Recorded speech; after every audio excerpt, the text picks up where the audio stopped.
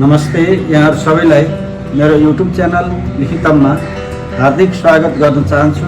म हरिशचन्द्र सुवेदी। यहाँहरू समक्ष जानकारीमूलक भिडियोहरू प्रस्तुत गर्ने क्रममा आज पनि एउटा सानो भिडियो लिएर यहाँहरू समक्ष उपस्थित भएको छु।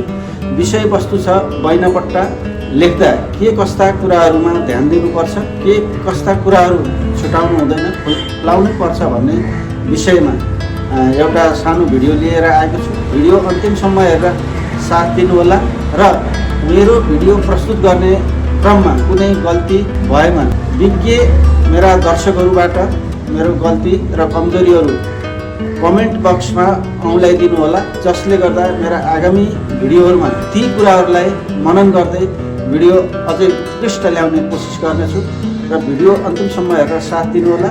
मेरो युट्युब च्यानल लिखितम सब्सक्राइब गर्नुभएको छैन भने च्यानल सब्सक्राइब पनि गरिदिनु होला भन्दै आजको विषयवस्तु सुरु गर्न चाहन्छु। धन्यवाद। बैनापट्टा भनेको के हो?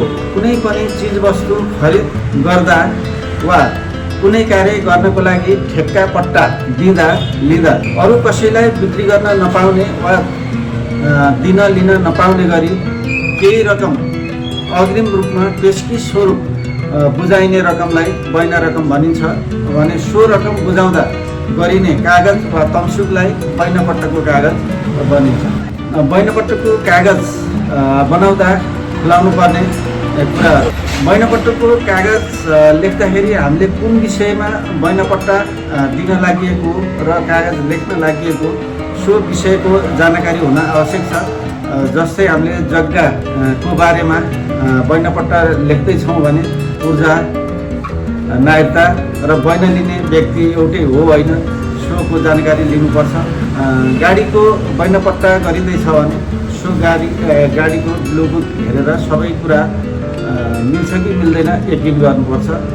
र अन्य ठेक्काबाट को बारेमा बैना रकम बुझाउन लागि भने के विषयमा ठेक्कापट्टा दिन लागि सो विषय बुझ्नुपर्छ र सो अनुसार कागजपत्रहरू भिड्छ भिड्दैन हेर्नुपर्छ।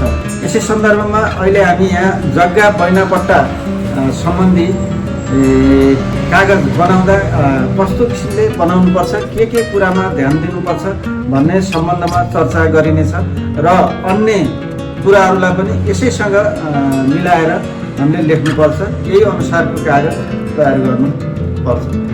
सर्वप्रथम हामीले जग्गा बैनापट्टाको कागज लेख्न लागि छ भने जसले बैना बुझ्दैछ, बैना रकम लिँदैछ त्यो व्यक्ति र लाल पूर्जामा भएको व्यक्ति र नागरिकता भिडाउनुपर्छ।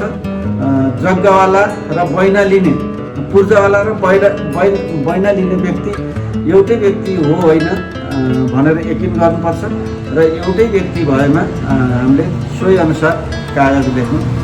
यसरी बैनापट्टाको कागज लेख्दाखेरि पूर्जामा भएको व्यक्ति र बैना रकम बुझिलिने व्यक्ति एउटै भएमा अति उत्तम राम्रो हुन्छ र घर परिवारका अन्य सदस्यहरूबाट पनि बैना रकम बुझाउन वा बुझ्न सकिन्छ।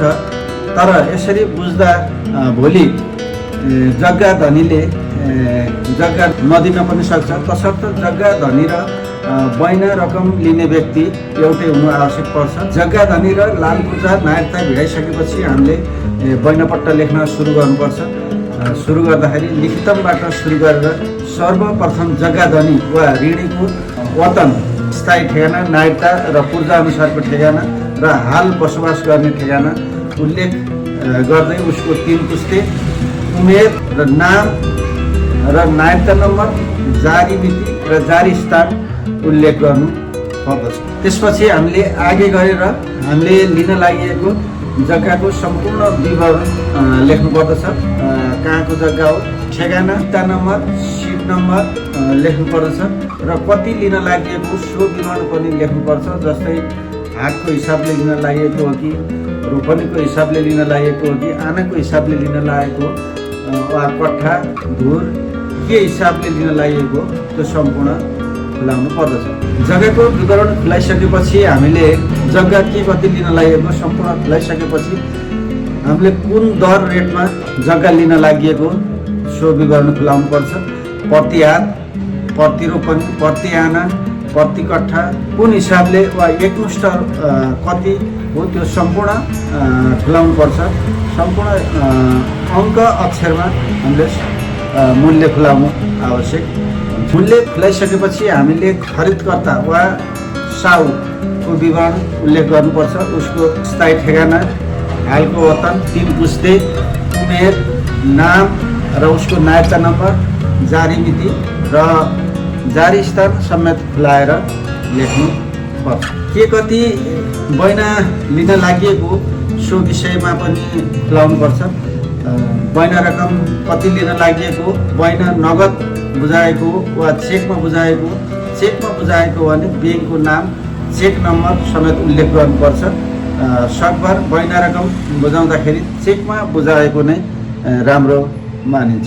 बैना रकम उल्लेख गरिसकेपछि हामीले अब जग्गा कहिले पास गर्ने हो, भाका उल्लेख गर्नुपर्छ। कति हप्ता, कति महिना वा वर्ष कहिलेसम्ममा सम्पूर्ण रकम चुक्ता गर्ने हो, सम्पूर्ण रकम चुक्ता गरेर पास गर्ने हो, सो मिति समेत अनिवार्य रूपमा उल्लेख गर्नुपर्छ। यसरी रकम उल्लेख भइसकेपछि हामीले राजस्वको पनि उल्लेख गर्न आवश्यक हुन्छ। सामान्यतया राजस्व रजिस्ट्रेसन शुल्क खरिदकर्ताले बुझाउनु पर्छ भने पुँजीगत लाभ कर बुझाउनु पर्ने भएमा बिक्रीवालाले बुझाउनु पर्छ।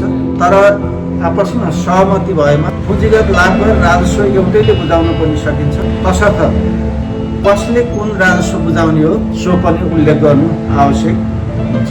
हामीले कुन ठाउँमा बसेर कागज लेखिएको सो स्थान पनि खुलाउन आवश्यक हुन्छ। तत्पश्चात यति सम्बद्ध गरेर साल, महिना, गते, बार समेत उल्लेख गरेर यो बैनापट्टाको कागज बन्द गर्नुपर्छ।